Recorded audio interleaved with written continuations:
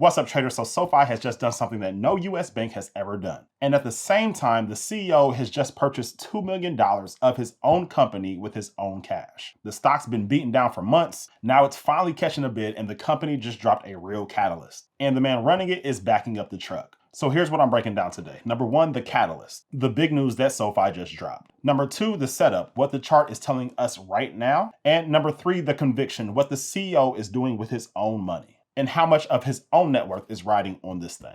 Now, if you're new to the channel, my name is Rashad. I am a full-time options trader, and I bring in the bulk of my income via the stock market. But before we begin, do me a huge favor, smash that like button, and do remember that this is not financial advice, nor is it a recommendation to buy, sell, or hold any equities or options contracts. All trading comes with risk, and results may vary. Now, y'all know that I like to make the main thing, so we will always start with the word from God that has to do with money, wealth building, or business, and this word will come from 1 Timothy 6:6-7. It says, "But godliness with contentment is great gain, for we brought nothing into the world, and we can take nothing out of it."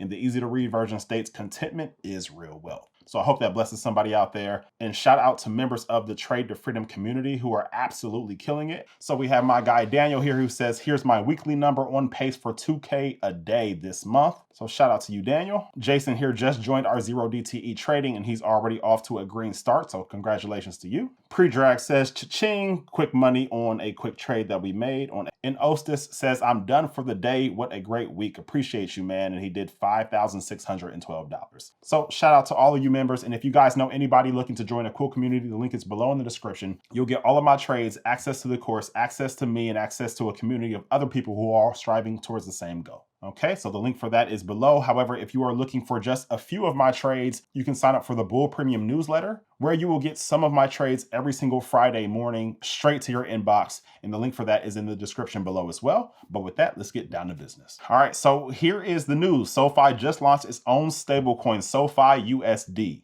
And the headline that matters is it's the first stablecoin issued by the US National Bank to actually launch on a banking platform. So you can go ahead and read this entire article if you would like. It's right on SoFi's website. However, I've already read it, and I'm going to go ahead and summarize it for you. Now, if you're new to this, a stablecoin is just a digital dollar that lives on a blockchain. It's built to stay worth $1. The difference here is who is behind it. All right, this isn't some crypto startup. This is a US regulated bank. And they are putting a dollar-backed coin right inside of the app that 15 million people already use, save, spend, borrow. And it's redeemable 1-for-1 with the US dollar. And so this just opened up 15 million people who will get access to this. And here's the line from the CEO that pretty much sums it up. He said, "People no longer have to choose between blockchain and banking products. You get the speed of crypto with the trust of a bank all in one app." Now, here's what it does. Let me give you the 4 things that matter the most. One is it is bank grade. It is backed by actual liquid assets and the transparency of a regulated institution.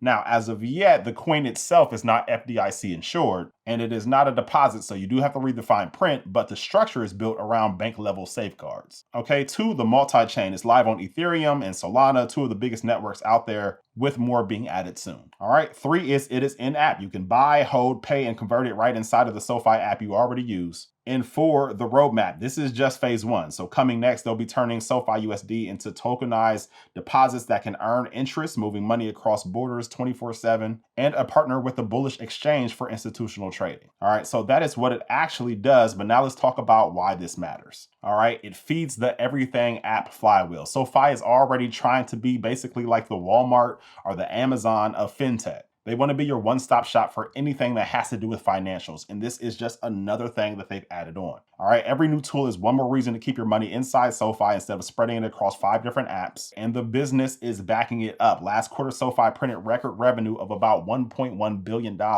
Net income was up triple digits year over year. Members up around 35%. This is not a struggling company. This is a growing company whose stock got very, very cheap. Now let's talk about the chart because the timing here is very interesting. And so obviously SoFi has been beaten down and basically flat for months now, sitting like in this $15 to $17 range. But if we take a look, we can see that it's up 7% just today. And we can see just over basically the past week, it hit a low of $14.92 and it has moved up to where it is at today. Now, this $20 level here, which I've already drawn out, is going to be very, very crucial because you can obviously see here that it does have a level of resistance right at that $20 mark. There are several times where it's come up to that area or somewhere near it and bounced right off. Okay, and it just recently did this just last month on April 17th. And then even today, we can see from this wick that it went all the way up to around that $20 level again before coming back down. Now, there are multiple reasons for this, but let me show you one.